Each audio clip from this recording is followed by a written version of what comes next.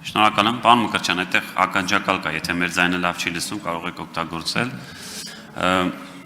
Ես ուզում եմ հարցս այսպես ձևակերպեմ, նախ ճիշտ հասկացանք, որ հիմա այդ ուղեկցող կամ թիկնապահներով շրջելու դեպքում մենք վարչական խիստ պատասխանատվություն ենք նախատեսելու։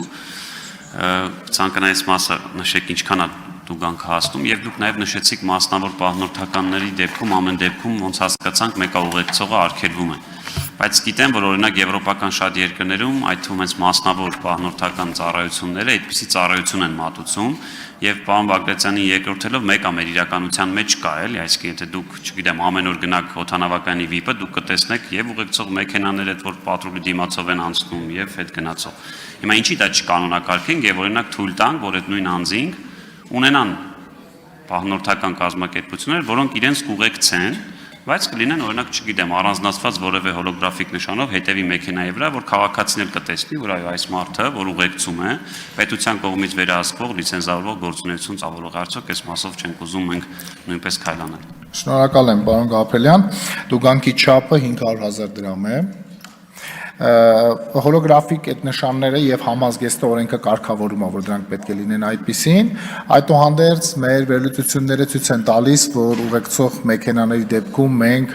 ունենում ենք չարաշահումներ, առհասարակ ուղեկցող տրանսպորտային միջոցները հանրային անվտանգության տեսանկյունից մեր դիտարկումներով խնդրահարույց են եւ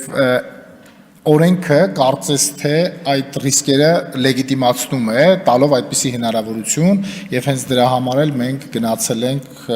այդ հնարավորության վերացմանը օրենքի ուժով։ Արձագանք։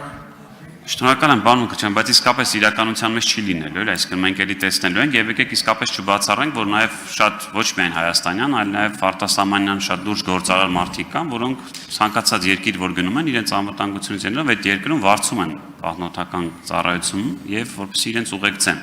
Հիմա մեր երկրում մենք ըստ էության դա բացառում ենք եւ մի տեսակ ռիսկ առաջանում։ Հիմա շատ խոշոր գործարաններ կարող ուզում են կան, այստեղ գործնական հանդիպումներ ունեն, իրենց հնարավորություն տանք Թեկուզ սահմանելով, չգիտեմ, մեկ մեքենա կարող է ուղեկցել, բայց իմ ասած այդ մեքենայի վրա պետքա ոչ միայն համազգեստի, այլ մեքենայի վրա պետքա փակցված լինի լիցենզավորված կազմակերպություն, որտեղ այդ մարդիկ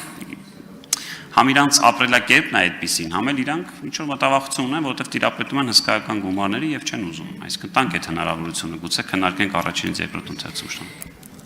Շնորհակալ եմ։ Մենք ըստ էության այդ մասը պատկերացնում ենք, որ մեկ տրանսպորտային միջոցում կարող են լինել թիկնապահները եւ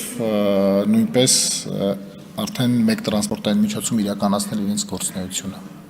Եթե առաջարկներ կլինեն, սիրով քննարկենք, պարոն Բաբլյան, շնորհակալ եմ։